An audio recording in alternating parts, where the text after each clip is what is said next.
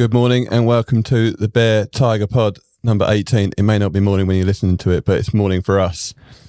Right now, full squad today. Mark Raven, taking pictures on his phone. Yeah, always. Content. James Slate. Hi. J-Dub. What up? And he's lovely attire today. He's got his new JL gear in the house. Yeah, don't worry about it, mate. Let's take a picture of that and put it on the social so everyone can see it. It's quite the jumper, that one. Is it a JL Christmas jumper? No. There's been a few of this pattern. I had the shirt, this like Hawaiian-y sort of shirt through the summer. And now going into the winter, I've got the old jumper on. Nice, like it. Love it. And you've got some lovely like sheepskin looking jacket. Yeah. The white and yellow number. Oh yeah, that did look tidy on the gram. Very, very Josh White. Yeah. Top, that is. Let's dive straight in because we've got loads of golf to get through today. Where should we start? Let's start with PGA Tour. I must say, I've had a great week this week. A few of my favourites won this week, and Tony Finau was just imperious in his performance, especially over the weekend. A great round on Saturday in tough conditions following his 62 on Friday, and then just saw everybody off yesterday. Boys, what are we saying about Tony Finau? Has he finally fully arrived? I would have to say that we spoke previously in the podcast about players that can be top dogs in the game and hold certain levels, and I think I hope this really sparks that level for him, because I feel as if he has got that all-round game to be able to compete with the Rorys and the DJ like we've spoken about, Koepka and the boys as well obviously, but I just feel as if he's got that game, and I feel like he's now getting comfortable being in uncomfortable situations, and I feel like his foot's going to be on the gas now. He's got the game. Do you think that he's got the mindset to stay in there? Because that's really that is a big key to staying in that position and forging ahead. Is yes, he's got the talent to match them, but has he got the mindset, which he's got at the moment because he's full of confidence, but can he sustain that over another like 10 years or so? I think the results like yesterday, like the people that he's beaten might not be as big as wins as Rory and the other boys, but saying that he's not there yet. I feel as if it's a massive stepping stone for him. I don't think he'll be thinking that. I think he'll be thinking, I'm winning. Like I'm just going to keep doing what I'm doing. And I think it's a reassurance for him. And I think the more he gets into them bigger events, he knows he's been there and he's done it. Well, he's had a couple of interesting kind of quotes after he's won. He's almost still fairly humble. Like when he won, I think it was at the Rocket Mortgage, he was like, a winner is a loser that keeps on trying. I find really strange that someone as good as him sees himself that way, but maybe that awareness is helping him find his formula for doing what he's doing. But at some point, he's got to realise now, he's won, 3 times in the last 7 starts. Yeah. He's number 15 in the world now, but really he's arguably in the top 3 performances in the world. I think he jumped from 22 to 15 this week. I think we really need to see him figure in a major now. And also a good point that you made, does he need to beat better fields? He did win the Northern Trust against a good field, beat Cam Smith in the playoff. But yeah, I think, majors are the next step for Tony Finau. But winning a major with his stats at the minute, number 1 in driving accuracy this week, number 2 in strokes gained putting. Like, that is some combination, that. I don't care what golf course you put him on and what field you put him up against.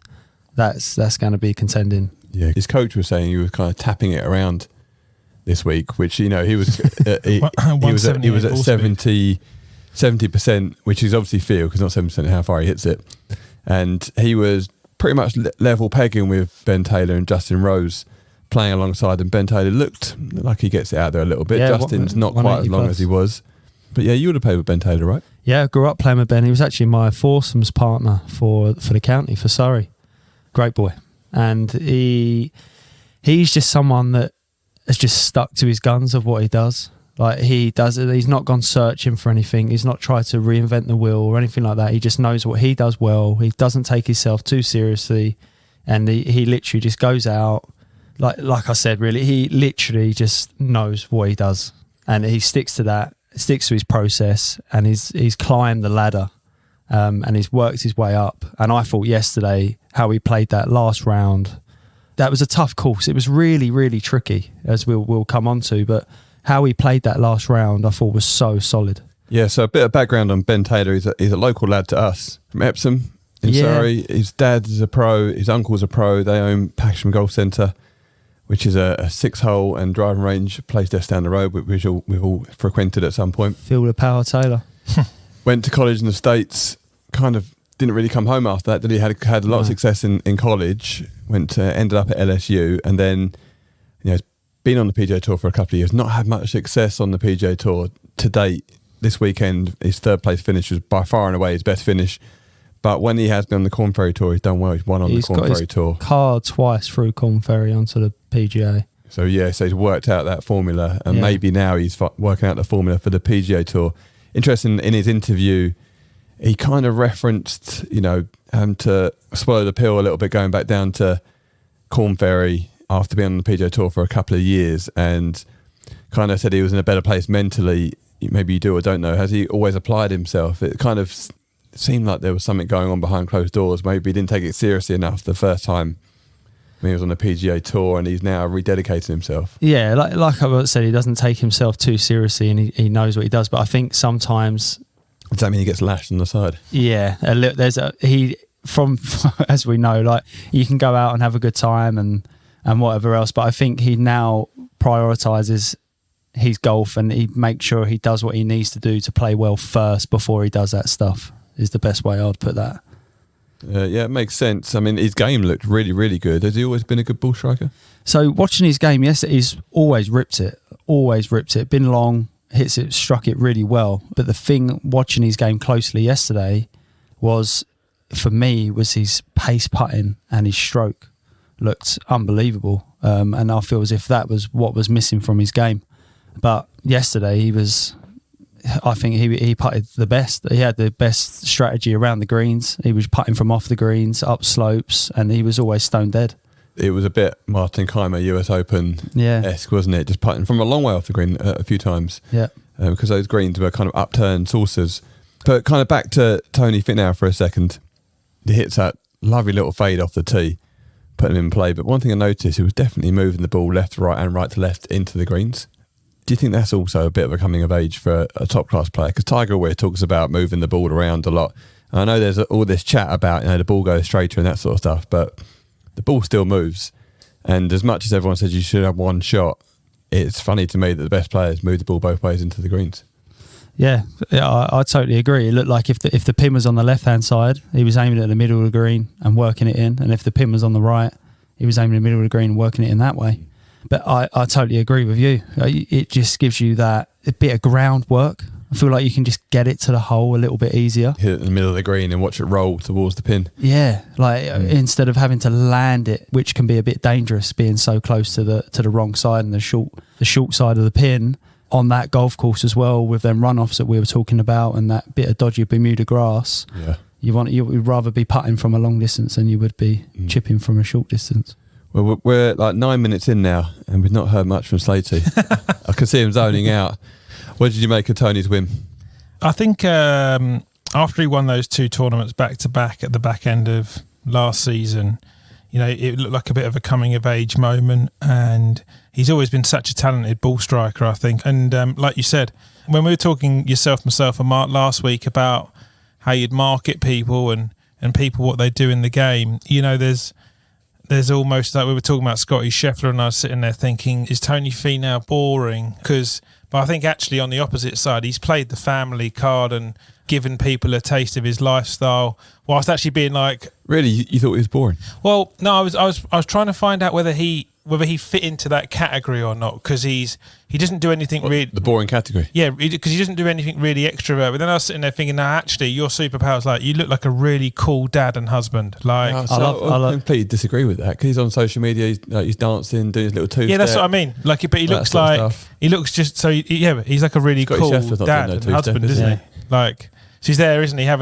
He's not getting boozed up. Yeah, exactly. He's having a pool party, not with a load of birds. That and one stuff. where he dropped his missus' phone in the pool. In the pool. Oh shit! Yeah, just has to pick it up. It was his boy that done it for me on the back of the 18th green yesterday. I don't know if you see him. The commentator was like, his little button-down shirt. Yeah, and he's like, he's pounding that gum because he had like a massive bit of gum. He's quite a big boy, isn't he? And he was absolutely chewing this gum off. Yeah, I said massive as well. I thought it was a potato chip to start with. It's a piece of gum. You see his missus like running the green. She was like, and they must have had a mic near her because she was like screaming, you know, arms like running over to cuddle him. And then they cut across and they're like, his boy comes on and gives him a hug and he says, "Oh, how about that?" And the lad went, "Yes, good." Yeah. I know. And then he's like, "Oh no, I'm so glad my son was here. He's like one of my biggest fans. He follows everything I do." I was like, "All right." Yeah. They're obviously just all really cool, aren't they? Yeah, That's what I mean. They're just win by 10. He had a massive lead at one point. He's had a bet on you, let it go there, Dad. when that was the You've done me. 3 over on the back nine. What are you doing? they were probably the only two things about Tony Finau I really wanted to mention were he made a change to his putter. He really lofted it up. I think we spoke about it a few weeks ago, but it's like really lofted it up, Mark. He put 5.5 degrees of loft on his putter when he won the first time of these 3 events. And it's almost like, you know, because he just wants to feel like he can really, really bash it. Like, obviously, with what standard loft being like 3.5 degrees, there's so much loft. I mean, 5.5 degrees of loft is like Tiger's driver when he came out on tour, isn't it, really? Or Sergio, didn't one of them use a 5.5 degree driver? Tiger was 6.5. Yeah. And then I think the other thing is he said he thinks he finished off. What I found really interesting, he's like, all of the ways in which you can win. Siri. He thinks. Try again, mate. He thinks he finished off. Didn't you ever made it in Dubai called Siri? She's following you around. Yeah. Let you watch. Yeah, no, exactly. Oh, Siri, make a fruit salad. Theo just threw it at her. He thinks he finished off the ways in which he can win because he's like the last couple of wins he's still had a bit to do, but like this week he's obviously taken in a huge lead into the back nine where it's almost kind of you've got to manage your game to get it over the line because he was leading by 7 I think going into the 10th tee and just ended up just like you said he dropped it straight in. He never looked like he missed a beat off the tee. I noticed that. I was saying to Josh walking up here, I was like, it looks like he's moving the ball both ways into the greens, and then it's just the foundations of his game just look rock solid. Mark, what do you think? Yeah, I mean, I think between all of you, you've covered it there. But the thing I would highlight is, and to Zane's question, you know, does he kick on from here? For me, yeah, absolutely. Because you look at his setup, he seems everything. When he speaks about his team, about his personal development, and then you look at his relationship with his family and what you do see on socials. He seems to me like he's got everything in the right place, and it's been accumulative over a few years. You see the performance, but for me now, he just has to tick the boxes and go through the motions. And in 2 years' time, let's say, we'll be talking about Tony Finau in a very different light. He will be one of the big boys. He's got it all, and as I say, he's just going through the checklist now. I think if you were other players looking at him and his setup, I'd be worried about coming head to head with him over the next couple of years because I think he's on the move. To throw a curveball out there, I think this Tony Finau would have potentially beat Tiger at 2019 Masters in the final group because I think he was really, really close then, and he didn't actually get enough airtime because it's a bit more about Tiger coming through and Frankie's capitulation. But I think Finau's game was pretty solid all the way through to the 12th. I just don't think this version of him... I would say I'm completely not having that. Yeah, I'm not having Couldn't that. disagree with that anymore. And I think kind of this is one of the things, one of the ticks that he has to check off is that he now needs to hunt down Tiger a big Woods. player. Yeah. So to your point, probably he did, and he wasn't able to do it then. And I think he will be able to do it. And a big player is different to Tiger Woods. Yeah, no, I know. Really, I know. like, I'm not I think trying to that was just a bad example. I think there's a better example. I'm just saying, in that, I'd like to see this version of him in that situation now. I don't feel like he would be big evented out of it now. You know, I feel like his game's coming along. I mean, okay, so here's one for you. You said, is it a thing that the Live Tour's come along? Now those top boys have kind of gone, and Tony Finau stepped up to the plate. I think the timing of that is you know, through the Open, he wasn't great through the summer, and then some of the big players left, and he's kind of stepped into those shoes. You know, and maybe now he's better prepared because he's had that opportunity to go ahead and do that. But it's, you know, the timing is there. Yeah, but like you said earlier, like he had also at that point still only had 2 wins in 6 years, and was always just trying to find that he's remained in the top 30, 40 in the world the entire time. A bit like the Harrington, winning his 3 majors when Tiger was out of action. Yeah. No, I think that's a bit unfair on his game, honestly. Like you said, three wins in the last 7 starts. That's mental how good that is. Yeah, it's good, but it's got to help, isn't it? There's people above him in the world rankings that have gone and played somewhere else that he's not playing against. It's easier for him to win. That's I guess the worrying factor would be if he didn't win. Yeah, in those situations. It's still a fact. It's easy.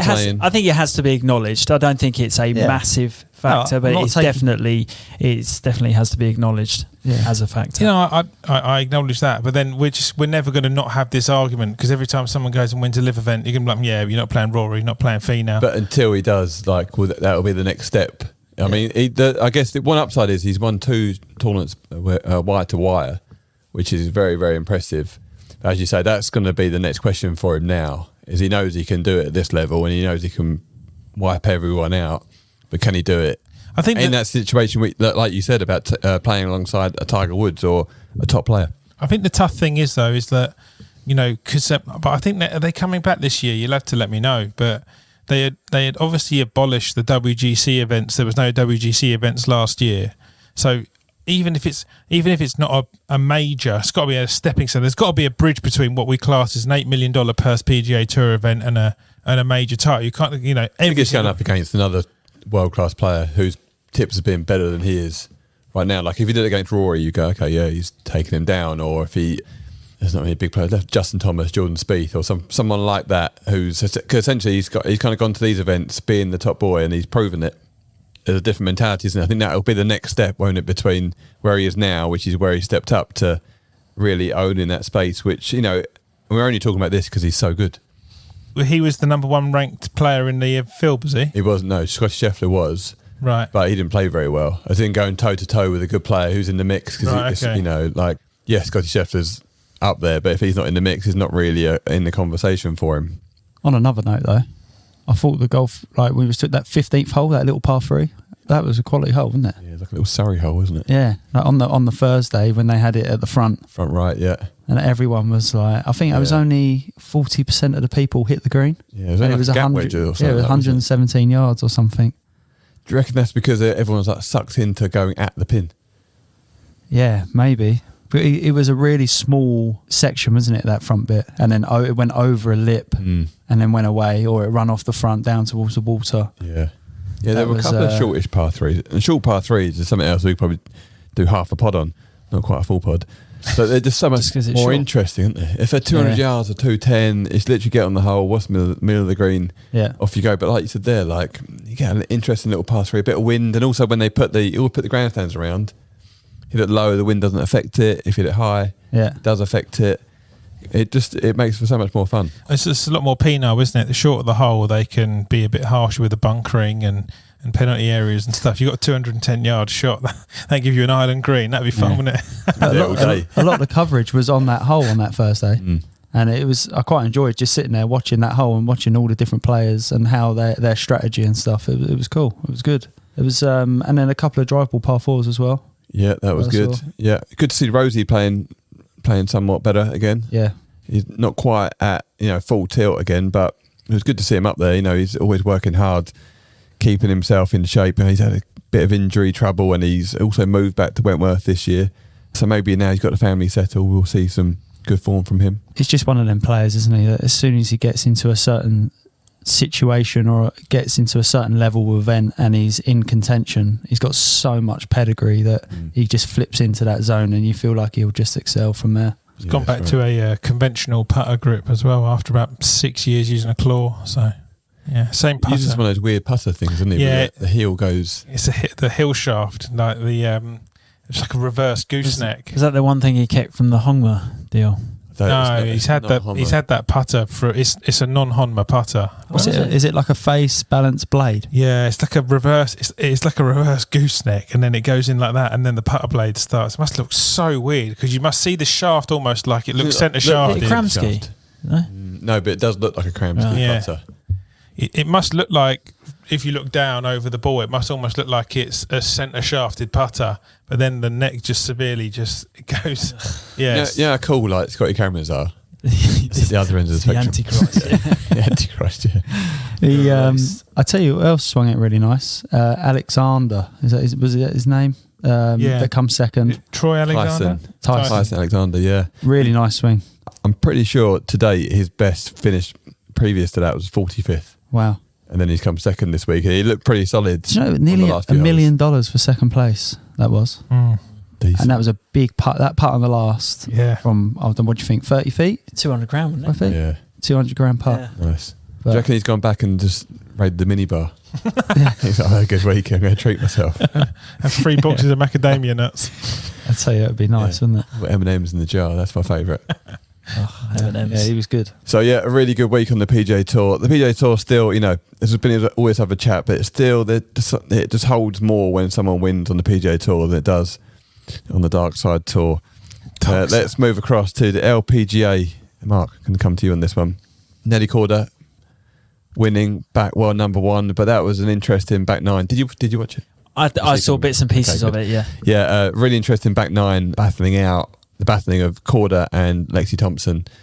Lexi Thompson just seems to be on repeat. At some point there's a drama on the back 9 for her, and she kind of rescued it a little bit, but it is always an interesting watching Lexi Thompson down the stretch. Yeah, 100%. Yeah. I was speaking to Josh and James just before, especially on that 18th hole, when the camera zooms in and you listen to some of the conversations she's having with her caddy, which is I believe is her brother, and just take a look at her. They look like they're a deer in headlights. It just she looks so tense and nervous. Exactly, yeah. And you got to feel like when I look at her now, as time goes on, the weight of the world just seems to be on her shoulders. The media are talking about it, and it seems like it's just dumped on her. It seems like she knows that people are talking about it. She knows that she's created this kind of, even though she's clearly one of the best players in the world on the ladies' tour, in the ladies' game, sorry. There's just this massive monkey on her back, and she just can't seem to shift it. Even though, we second, third places. It's incredible. It's a great week, but she knows she's capable. Unbelievably, she knows she's capable of so much more. If you dig deep into her game, you look at it, she's the kind of, you could relate her maybe to Bubba in the men's game, where you just never really know. You can't look at her technique and say, "Oh, where did it go?" Exactly. Yeah, it's it's a thrill to watch her, and I think that's what everyone kind of engaged. It's great golf to watch because you just don't know. But it's a hard watch for me. When I watch her and as I say, her caddy as a team, it just. Desperate's the wrong word, but you can just see the pressure on the pair of them, and the decisions that they're making, the way they're talking. There's just so much going on, and it seems to be governed by fear of the bad outcome rather than trying to make it happen. And you have to say that's probably just an accumulation of the negative stuff that seems to have happened in terms of getting across the line and winning. Obviously, she smashes it more often than not. Because it's not as if she doesn't know how to win, but it just seems like at some point in the back 9 she's going to miss a short putt. Yeah, and there's going to be something going on. She actually rescued it quite nicely. She missed that short putt, and then she went to the next sort of par 3, hit it in the water, which wasn't an awful shot to be honest. It just caught a bit of the bank and ended up in the water and rescued a bogey, and then bounced back, went birdie. You think she's back at it, and then. The 2 shots down 18 were just absolute shockers. Well, and also looking back at 17, the second shot into 17, they spent a bit of time on. She couldn't make her mind up on that second shot in, and they must have been over that for a good 3, 4, 5 minutes chatting about it. And then the outcome was poor, wasn't it? She'd made the wrong choice. It's a pretty simple kind of, you want it to be taking the spin off the ball, going into that pin, into that breeze. It just seemed like, again, she'd not been able to pull the trigger because there's too much noise. She can't get clarity of thought in that moment. She's a good enough player. She's been there, like you say. She's a winner. But there's just little things like that just seem to just catch her out more often than not. And then you put her up against Nelly, who's like a surgeon, basically. The polar opposite. Yeah. She's so cool, calm and collected, and it's just, it's almost metronomic. She still had a 66 in the final round. I agree with all your points. And watching the 18th hole, I was beside myself. I said to you, I think it felt like it was played by a 15 handicapper. I just thought how loose the driver swing was. Just looked so erratic, not like a trying to speed up. It just looked, the plane of the club just was all over the place. Then more planes than Heathrow. Yeah, genuinely. And then the shot into the last hole. I know she thought she had like a 200 shot with the way that the wind was coming down and things like that. But yeah, it's not like it wasn't a shot that she must have hit 150,000 times before. It was, like the feeding the club out and the pitch shot. It's just like, and she actually hit a really good pitch. I think it's just the execution just looks a little bit lost. And she had a final round 66, and she came out the traps, didn't she? She had 4 in a row on the front 9, I think. Yeah, it was a nice 4 under par round on the face of it, but when you looked at the details of it, something not quite right there. To me, it's like the battle going down the stretch on the back. She wasn't in a battle with Nelly. She was in a battle with herself. Yeah. Like, and when you're watching it, it's like, to me, it wasn't like she was going against anyone. It was just whether she's going to get in her own way. Yeah. So, but what would you do? What if you had to have a chat with her, or if she come to you for some help now going forwards? How would you help her with that? Just say to her, just sort it out. just as easy as that. Can you just get on with it? No, it's one of those things, and you almost got, for someone like her, it's quite clear. Not easy, but it's very clear what she needs to do. She needs to replay the situation down. Obviously, it gets played up in her head, which some people need that. You might say that Nelly, because she is so good technically, and everything is so calm, that she may need to get up in her mind, build that situation up. For someone like Lexi, she's got to completely play it down, pretend that she's playing with her friends. And that's where it goes quite interesting, because it's not the same formula for every single person. I think you see a little bit with Rory when he's similar. When he plays it down just a touch, he can then really repress on it. So but if it gets built up in his head, then it gets difficult. Yeah. So you think it's more of a mental than technical with her? It's a bit of both. Yeah, it's a bit of both. And I think I would say that she would need to be like that mentally, because technically she relies more on intuitiveness and skill rather than having a technique which just, not every single technique is completely repeatable, but it looks like there's a lot of different things going on in a golf swing each time. Whereas it looks like you could just, in contrast, Nelly just looks like she just uses the same ball space. She could stand there and hit 107 irons, and they could all, throw a blanket over them. There's just some traits in Lexi's game for me that feed into a short game that are not great for a short game. If you know what I mean. Jabby. Yeah. Jabby and steep. I watched her hit. There was that chip. Even though she actually got up and down. Yeah, it was dog, wasn't it? But mate, when you watch that stroke in slow, mate, she was 2 dimples away from topping a putt. Like that. She doesn't even line it up out the middle. It's like she kind of like lines it up out the toe, cuts across it, all sorts going on. I'm not watching that, mate. It freaks me out. There's 2 things that I think she could benefit from a caddy change. I don't know whether it's a bit too personal. On what grounds? Well, because I'm not sure with her brother and stuff like that. I listened to the conversation on 18, and I don't think it was technical enough in regards to start lines. And if she's going purely on skill, it means that she's an absolute field player only. So she got her brother on the bag early in the season and won. It won, yeah. Yeah. When her brother went on the bag, does that calm her down from being nervy? Which I think it probably does. I think it goes back. I think it goes back to what you said there. Like, it plays it down for her having her brother there. Like, it just puts it more into, like, she's more comfortable with him. Yeah. But then it also goes back to James's point where it's not technical enough because he's not almost good enough. Yeah. She needs to find the middle mark. So he can get better. I'm not like saying it needs to be a different person. I'm wondering whether actually mentally she's got such a tight knit group of people and she keeps herself, which is why she just looks uncomfortable walking tee to green. It just looks like a really, you don't get a moment really like. Nelly gives me proper Annika vibes. I feel like she just absolutely owns the ladies tour. When she's on, like, no one gets near her. And I was so impressed with her golf. I mean... But that runs very much in line with her personality, how she was brought up, her background. Like, that's very much who she is. And I would say that my point would be to Lexi, and again, this is from the outside looking in, is that she, like you said, she's a creator and she works on feel. So technique is sort of a byproduct of those things. For me, she looks like she stops creating. She loses the vision. She stops creating. She focuses on stuff that she wouldn't necessarily, or she starts to factor in things that she wouldn't necessarily factor in if she was just freewheeling with her mates on a Friday afternoon. Perfect. In the car. So the conversation should be like, because you get the benefit of being mic'd up and being in and around the area. That's where the caddy needs to sense that and just start getting a canvas out again and start drawing. 100%. And she's got to be encouraged to draw the picture herself. Like, if she doesn't see it and she's not the one picking out how to create that shot in that moment and taking into account all the emotion, etc., then it's going to be hard to execute for someone like her. So it's opening the door for her to start that conversation and making her feel like she is the one that started it. That's half the skill of a good, whether it's a coach or a caddy or a psychologist, of leading a player to a point where they think that they have started that ball rolling on making that great decision. And often down the line, once it's a subconscious thing, they are doing that all the time. But it just seems to me like when I look at her versus round one to closing out a tournament, the creator side of her shifts into a bit of sort of trying to add other bits in that aren't necessarily working to her strengths. Yeah.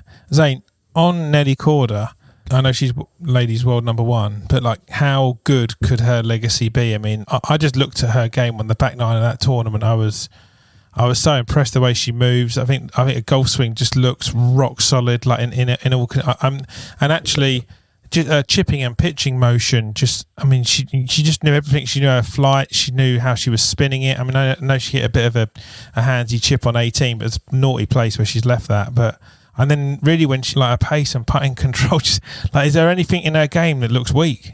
No, it's not. She's got an all-round game, and she comes from a pedigree of champions in her family. Her sister's also a fantastic player. Her brother's a good golfer. Old man was obviously a pretty handy tennis player in his day, and she's been trained to be where she is now. That she's got very much like a coach trained action technique in everything that she does. So there's no real big flaws in her. As it is for most of the women, it will just be time and, whether she decides to have a family. A lot of the women golfers do decide to retire early, which is very different. So it depends on how long she keeps up her own kind of appetite for it, really. Mm. Will she? It seems like she's not going to press Annika Sorensen's record just because they were so unbelievable.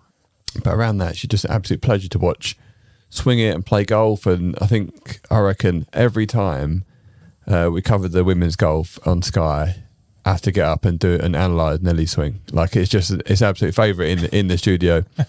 And there's really, I stand at the pillar and use the screen to draw lines on all sorts. And there's not much she does. There's nothing that you could pick out which is like a flaw.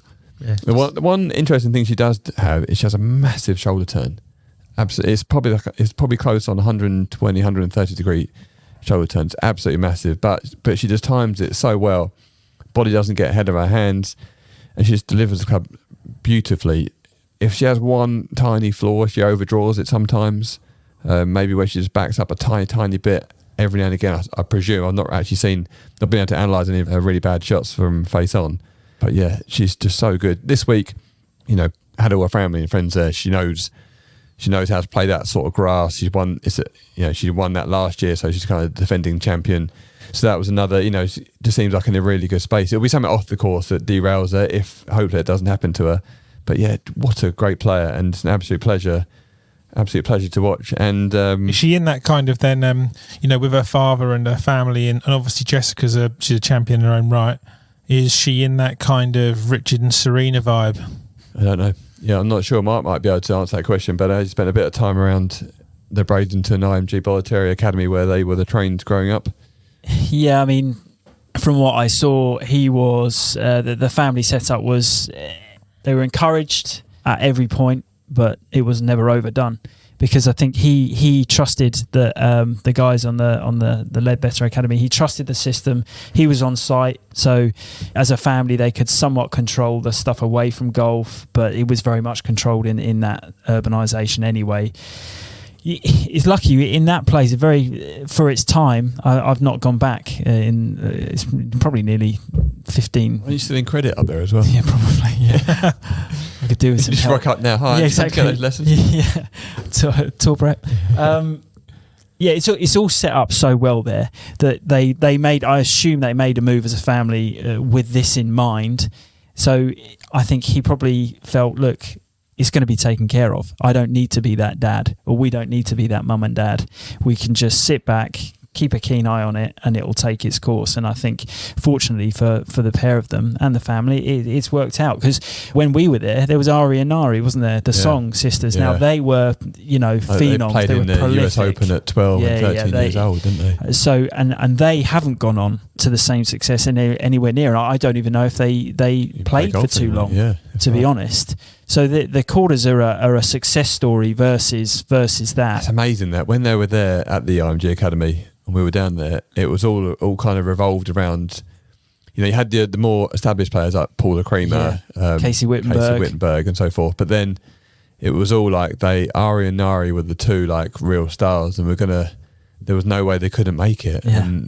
And they were so young now? When we were there. They were 12, 13. Yeah, I mean, it's weird to have this sort of momentum coming from these two young girls. Playing in majors. It was incredible. But yeah, to your point, I think they're just a great setup. Their family have obviously made a decision early on, and it's worked well. She's only 24, Nelly. I mean, it just looks so. I mean, I was thinking, maybe that family thing's like just around the corner for her. Like she's got like 10 years like before she needs to think about really having to have a family. Yeah, amazing, really, absolutely amazing. Anyway, we've got even more golf to crack on through. Let's get to the DP World Tour. I still find it difficult calling the DP World Tour. It's the European Tour, isn't it? Yeah, Tommy Fleetwood winning down in South Africa, Nedbank Challenge, where they used to play the $1 Million Challenge, which became the $2 Million Challenge. So the golf course is quite familiar to anybody who's grown up watching golf over the last 20 years or so. Really good win. Took down Ryan Fox. Ryan Fox pushing Rory hard. He's some golfer, he is. Absolutely batters it. But yes, Tommy Fleetwood getting quite emotional afterwards. Josh, why do you think that was? I just feel like it's been a big build-up for him. I feel like he's been really grinding on his game for a long time now. And then having that, when all the work just comes to light and it all pays off. And like Mark was saying beforehand, having all of his family there, it's just a massive release of emotion for him. And too right. And by the way, 3 winners this week. Like everyone's favourite golfers, really, a lot of them. Like how good's that? Them 3 winners. It's been a pretty good week. I must say, I've enjoyed it to watch. But I'm just so happy for him, mate. He's such a nice guy, isn't he? Yeah, and good caddy as well. Top man caddy. Finau, Yeah, it was weird. I feel like we was almost, I was like rooting for his team. He's got such a good team around him. Like Graham Walker, he's short game coach. Yeah, that I know quite well, and his caddy Ian as well. That's Mrs. his manager. Yeah, and then it's just an absolute ledge. Yeah.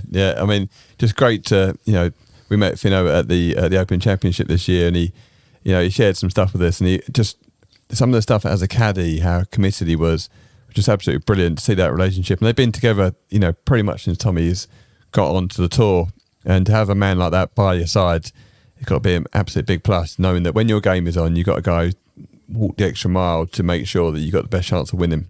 And hopefully this is a bit of a statement kind of coming back for Tommy Fleetwood, who has been a little bit quiet, but only by the standards that he set himself. Now moved to Dubai with the family, so that's, maybe got a bit settled there. That's probably a good feeling for him. Going back to Dubai this week, could he win the DP World this week? He can win anywhere he tees up. He could literally win anywhere. And when he gets a bit of confidence like he's got, and his short game was an absolute disgrace. Yeah, you know what? His short game is really, really good. And there's obviously, I love his golf swing. He hits that tight little draw. And he's brilliant. He's so good with his approach shots. But his short game doesn't come into the conversation very often. I followed him for that last round, the comms at the Open when he played against DJ, and not against DJ, with DJ at St Andrews. And his chipping and pitching is just exemplary. Yeah. But yesterday, he held that bunker shot. It must have been... It was a filthy bunker shot, wasn't it? All that, he's got to carry it all over. That's so much gear on it as well, though. That's stone dead, wouldn't it? 20 yards worth of sand. Yeah. And then it's short-sided when it gets to the green. Yeah.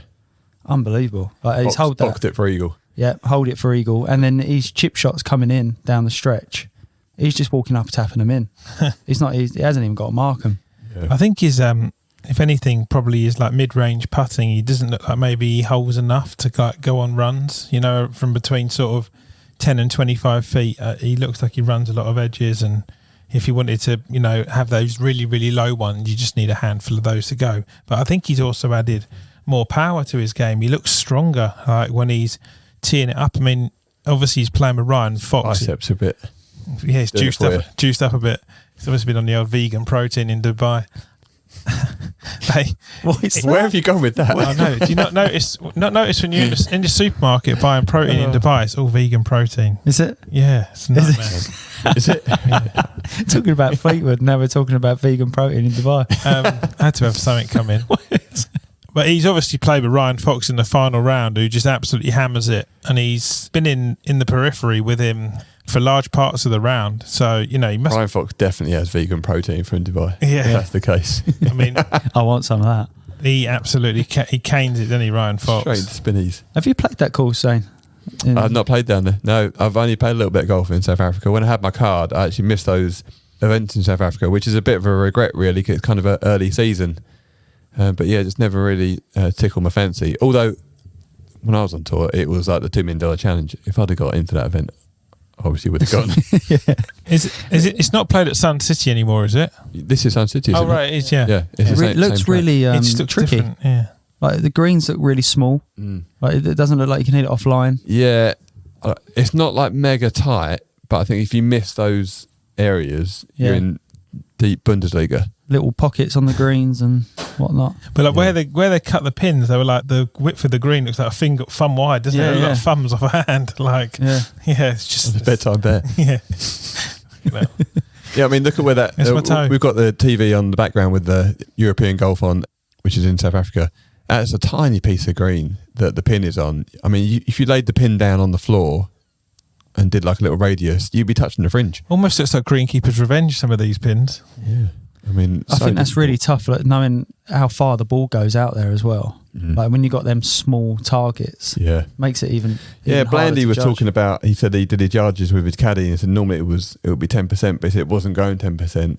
So It's he a lot said cooler, wasn't it, this week? Yeah, so he said he did 10 balls on the range beforehand and just went off like, noted down with Guy's caddy what numbers they were and then just worked off those new yardages, which is amazing really. Like, 10 years ago that wasn't the case. You had to kind of make it up a little bit, and now, an hour and a half session on a Tuesday and you've got all your numbers because everyone's got these launch monitors. I was going to say, would he be using a quad to qualify Yeah, he that? uses GC quad for that. Yeah, exactly. It's amazing how much the game has changed in that way. Interesting, obviously, Blandy been playing the Live Tour, got to a good start, and I was thinking he had the lead for a little while after round 2, I think it was, and made it onto the coverage because normally the Live players don't get interviewed, but his coach Tim Barnett interviewed him. So I was kind of hoping that just because we know Blandy, he was going to do the business, but it kind of ran out of a bit of steam, which was a bit disappointing. Do you but think, like, just to throw a mix in there, has he run out of steam because he's now a 3-round player and he hasn't got, like, physically, he's fatigued now going into 4 rounds?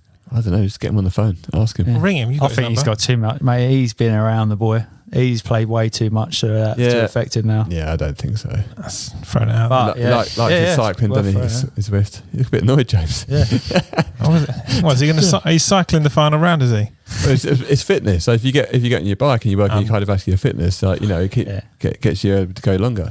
No, As you'll find out, you're going to the David Lloyd after this. Well, he wanted to bump the times earlier today because he's got his workout plan going. Elliptical. Got his vegan protein on the go. Vegan protein. From Dubai. Vegan protein with loads of eggs in. I just wondered if it's a point, because it's not just about a physical thing, it's the mental capacity of 4-round golf and stuff, isn't it? You must change the way you play. I wonder whether, because they had to finish their round, or no, they had to play 2 rounds, didn't they? A second and third round, and had to go straight back out. Oh, right, yeah. Would that have any sort of play, 48, 49, it's not quite as easy as if when he was 21. Could that have had a bit of play in there? Yeah, I guess because if you've moved on to that tour now, it's probably kudos to him that he's so competitive. Because if you're playing 3-round golf, you must have a slightly more aggressive strategy. Then I think you've got less holes to rein someone in if you're a few back, and all of a sudden you're into a Saturday on a Friday, aren't you, and stuff. But I've got to say, I think it's credit to him though that he could so easily just not play as much now. You know what I mean? He could very easily just play them live events. But he loves it, doesn't he? He loves that's what golf. I mean. He just hits so many balls, and he's Yeah. just like he's almost like a 25-year-old. You've got no kids. Just recently get married. Yes. Again, he's actually just buzzing to loving life. Yeah. Fair play to him. to be fair, he doesn't look his age, does he? He looks like he's always like, whenever you see him at Wiz, he's just like, he's got that area of the range. No one go there. It's mine. just canes it, just gets his stuff done. Just hitting balls, yeah, and he hits it so straight. Just has like the straightest ball fly. It's almost like metronomic. I chatted to Ollie Wilson about it the other day, and he just one of those players that he just aims at a certain point in the fairway, and the ball just doesn't leave it from start to finish. There's no big shapes or no big drama. It just channels in. Okay, let's roll on. So DP World Tour Q School is on. Boys, any notable names that you've seen at the final stage, and anyone doing any good? Sam Hutsby. He's re-engaged with the game.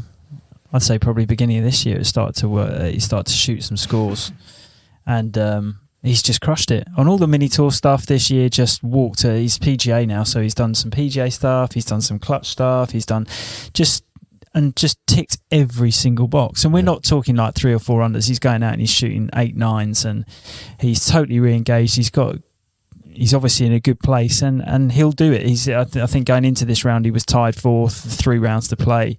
I've got no doubt in my mind. This time next week, fourth round today. I've got no doubt in my mind. This time next week, I'll be saying congratulations to him because he's got his DP World Tour card back. He's smashing it, and good for him. Yeah, brilliant. Kiradek Apibarnrat. He's there. There's quite some names there. Joel Stolter, he's had his card before. Marcel Seams up there as well, isn't he? Yep. Has Ollie Fisher had to go to Q-School? There's 20, I Ross believe. McGowan. There's 20 plus past winners of the European Tour at final stage. Really? Yeah. Simon Dyson. I thought he just sort of jacked it in, Simon. I thought he has been coaching. He's not been playing very much, but he's obviously... He must get in a category of some sort. He must get in higher up the... Surely he's not done first stage. You get 10... Is it 10 years?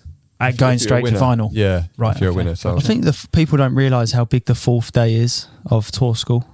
Because if you make the cut to get through to the 5th day, is you get your Challenge Tour card, and being even more so this year, being the Euro Pro being how it is, there's nothing else to go back to. So especially if you're coming from that level. Yeah, like if you're coming from the mini tour level. If you don't make that cut, where are you going? Yeah, well, what are you going back to? Whereas if you make the cut through there, all of a sudden you've got a Challenge Tour card. Yeah. It's a bit of a relief.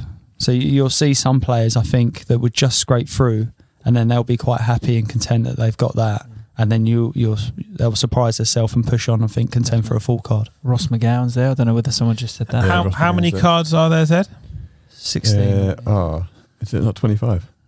I think it is. 25 and tyres, I believe. It's normally top 70 make the cut, which is kind of falls into what Josh was saying there. A bunch of players who don't have any exemption need to make that cut. If they miss the cut, they'll get into barely anything next year. So today is the real nerve jangler for most of the players. And after this, they can kind of plain sail in. One of my pals, Kieran Staunton, a long time ago, he got through the final stage of Q School, and he was just so nervous on day 4, so he could barely take the club back, and then made the cut. And then he was just having a nice little couple of days, and then he, with 3 holes to play, looked up and he was inside the actual cut line to actually get his card. And he was just more than happy to make the cut and have a Challenge Tour card. He said he absolutely shit himself, but he did actually get across the line, so that was pretty cool. But so Marco Penge in there. A few more days. Yeah, Marco, he's inside the line, right? He's he's tied. He's well inside. Tied 10th. Yeah. Do you see his scorecard from the first round? No. Have a little look. Is it colourful? It is very Marco Penge. Oh my God. He can make some birdies, a boy. 6 birdies, an eagle, and a 9. Oh wow. Yeah. On a par 4. It's a strong finish after that for 9. a 69. So he shot a 69. I remember looking at it thinking, 69, that's nice round, Marco. How's he done? Looked at his scorecard, and he had a quintuple bogey? Yeah. That was called? What? A quintuple? Quintuple bogey. Do we know if that he started on 10 or 1? I don't know how to do it. If he started on 1, that's some comeback after a 9, isn't it? That finish. I think he did. Yeah. I think it's still some comeback though, isn't it? He's got it all back. Yeah. You got it all back within 3 holes. Yeah. I mean, that's impressive. You think about that though, like going when it comes to the crunch at the end, like when it comes down to that line, you wish you had them shots as a buffer. Like wow. He must have holed a second shot on 18, isn't he? It's not a drivable par 4 from memory. I don't think I played that one. I played the other course there at Q School, but not that one. The Hills course, I think that's called. So yeah, a couple more days of nerve jangling golf for those guys there. We'll cover who got their card and who didn't get their card painfully next week. A couple of Lions Den players in there, Zed. Gary Hurley, Joel Stolter, all inside the mark. Very good. Well, fingers crossed for them. Okay, let's move on a little bit. I had some questions from the Instagram, from my Instagram, that we'll bat through. Cy Young, what about a discussion around the Ryder Cup teams, as there might be a few rookies? Let's come back to that one because that'll take all day. Steve Tiley, can I come on again for a Christmas special? So yeah, Steve, we have done a podcast with Steve down at pitch, which hasn't surfaced yet, and he texts me probably 2 to 3 times a week asking when it's going to be aired. Oh, James will have a listen back and see if it hits the quality, Steve. And the content was good. We'll see if the sound quality was any good. If not, we won't get you back on. No, we will get you back on. David Ruddy, who's a very well thought of coach based in Ireland, said making swing changes, performing during them, how to prepare play during them. So I guess, how do you play while making swing changes? Josh, go on. So I always go back to the 3 C's for me. The get correct. So make sure that change is the correct one for you. Get comfortable with that change. So reps, as we always say. And then the confidence will come from that, being comfortable, I believe. But I also think there's a slight delay. So you might get that on the range, and then you might be in slightly different places with the C's on the golf course. So it just takes a little bit of time for it to go over. But I would also don't be scared of putting yourself in uncomfortable situations, as such as playing for money, when you're also making them changes.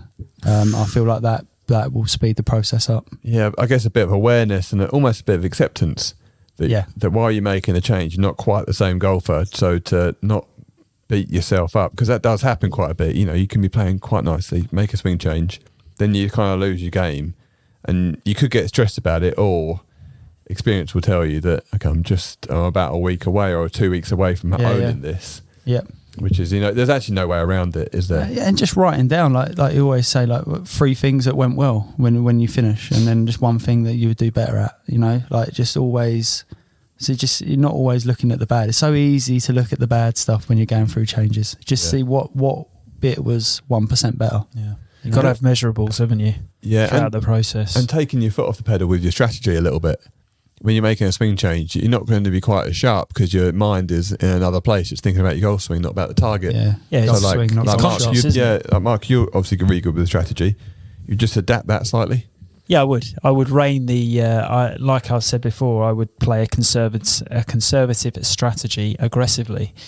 And I think that doesn't change when you're going through swing changes, but it's having the measurables, isn't it? So it's being, like you say, honest with yourself and saying, okay, I'm the one that has decided to make this change because I'm looking to achieve this.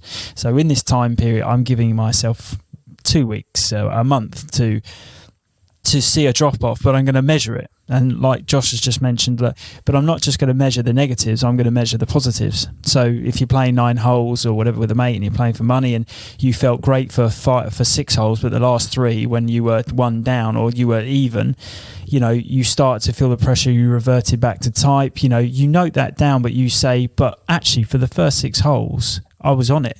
And that was better than the week before. So measurables is key, but you've got to be kind to yourself in that environment, because that's really going to help you get there faster. Just not always. I think people go down a rabbit hole, don't they, when they're making it, they can go down a rabbit hole when they're making swing changes, and the negativity starts to get a hold, and that's how you stay in that dark place for too long. Especially if you're someone that maybe can't see a coach or a psychologist or a performance mentor on a regular basis. You say, right, I'm going to commit to this, have 2 lessons, then I'm going to give it 2 months over the winter. You've got to be really on top of that, your measurables. Yeah, I like it. Okay, next one. This is from Luke Harvey, who's one of our mates from our pals from Wisdom. I'm going to direct this one to James. To bet or not to bet on the golf course with your mates? To bet. He's off to Tibet.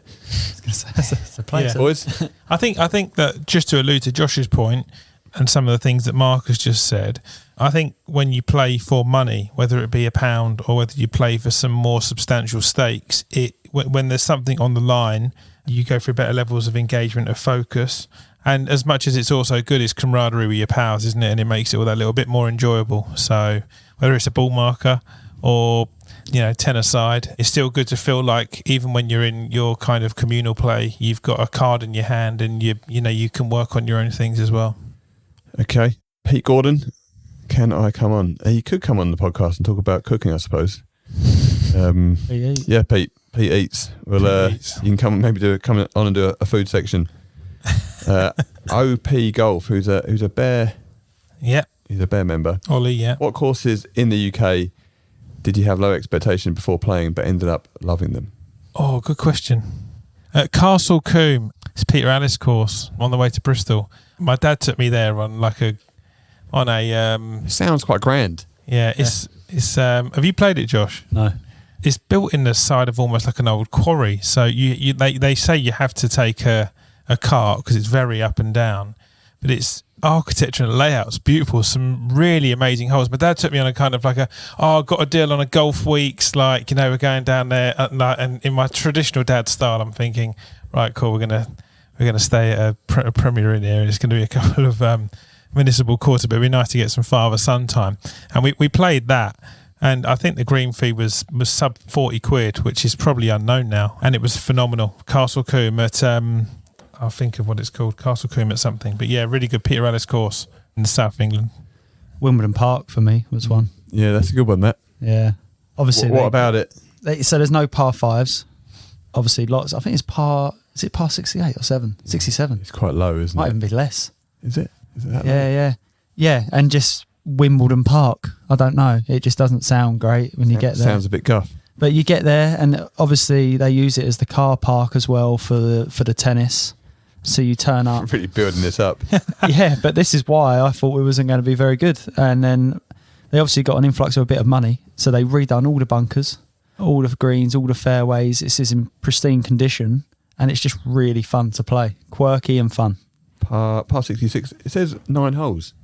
Maybe they've changed it. Maybe Did they sell some of the land back to Old England Club? Yeah, I haven't been there in a while. There's so many actually thinking about it. You got any, Mark? Clare Hill in Isha. Oh yeah. Really? It's that place. Par Yeah. 3 course. Yeah, have you not been? Nah. So we used to do it in the winter when everything was like frosted up, and other times we used to. Is go that the there one 'cause it was- behind Moore Place? No, so it is. If you're driving from Oxshott roundabout through to Isha, and you come to the set of traffic lights, you through turn the, left through the through the pillars. Yeah, that's yeah, it. it's pure through there. So it's just super quirky, like little par. It's not all par threes. It's 9 holes, but all short Yeah. holes. Really nice. They had a really nice like grass hitting area of about 100 yards. So on the right, like a little range with a few flags. Like no one ever went up there. One greenkeeper, and it was his pride and joy. So it's as good as what we're class as sort of meadow ground sort of can be. It was brilliant and good fun, and you could just go there whenever. And so I'd say I had no expectations driving through. I was walking the dog through there once, and I just thought, wow, this is so close, perfect for short game. It was brilliant. I really enjoyed a couple of years I was going there. I remember the first time I played the Addington with you, I didn't know what to expect. That's really cool, Carl. That's what I was going to say. Oh, sorry. Go on. But yeah, well, just from a first experience, you drive into the car park and you can't see much behind the, the clubhouse. Then it's like, oh no, we've got no drive range. It's only a net, and you think, okay, there's a par 3 to start, and it's like. But then when you get out into the golf course and you get the views and the aspects and the landscapes, I thought that was a phenomenal golf course and way outlived expectation from pulling in. Yeah, just tucked away in Croydon. Like even when you drive down the road, you bomb it down, and then when you swinging left to get in, you feel like you're taking your life into your hands because there's a load of traffic bombing up behind you. But yeah, that's what I was going to say. The Addington, just not because didn't think it was a decent golf course, but I think it just is going to be one of the best in the country very soon, as they're doing a lot of work up there. Wilson Raw Balls. Who would win a fight, a bear or a tiger? It depends. Is it on land or in water? Not specified. The bear's on vegan protein from Dubai. Exactly. What- There's some what would be water. the It starts difference? on If they're in land. water, Yeah. if they're in water, what are you saying?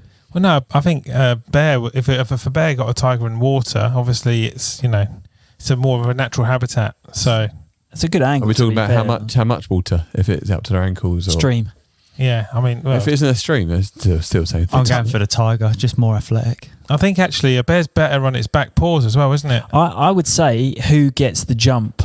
So who gets in there first? Is the bear got his back turned and the I'm tiger gonna gets a throw free it shot? on here in their prime. Who Jack or Tiger? Who wins in that Tiger. fight? Tiger, mate. Come on. Jack was pretty strong back in the day. He had that old man strength. The size we're of him, talking those about forearms. fight. Yeah. Oh, like proper terror. A ruck, yeah. Oh no, mate! Not I if all think the if you said Arnold Palmer or Tiger, Tiger's ruck. calves. Arnold Palmer. yeah, just I'd like- say if you say Arnold Palmer or Tiger, I'd be like, ooh, I think Arnold Palmer will do him. But So who do you reckon? Jack No, or Tiger? mate, Tiger in a with all the punch-up? military training. He used to tell people to shoot him, like, don't No. do it softly. Like, He's just got to it's tap just a him in his head case. ankle, hasn't he? He's got really small calves. Just fall Tiger. apart like Yeah. a pack of cards. Yeah. Oh, Another surgery. I know. Yeah. I know. He'd win a race around a racetrack in a car. I'll tell you what, Tiger won't win that one. It's not the best driver, is it? This is a really good question. Can a zebra join? Can a zebra join? It's a community for everyone. yeah, Yeah. all Thanks. inclusive. That's Ray, the trainer from the gym. Really, thanks for your added content there, Ray. Yeah. Really, really appreciate that. But yeah, some good questions there. Boys, anything you want to talk about? Anything? Are you going to just hang Sahyag out to dry? Well, which one was he? He had the his first Ryder question, he had the his- Ryder Cup, but Well, we need to go into it. in We're more an hour detail, in there, don't aren't we? It could get very boring, that one. It sounds like you want to cover it though, James. I think we've covered it a few times before. I was just seeing if you were giving him the light of day. I told you the rookie that I think should get into Ryder Cup is Adrian Moronk. I just think it would be good to have rookies in there because it would be good to see how they perform under that level. Thomas Dietrich. Be good to Yeah, watch. Dietrich. He's going to be there. Jordan Smith, as we Yeah. said. Who knows? Sam Hutsby.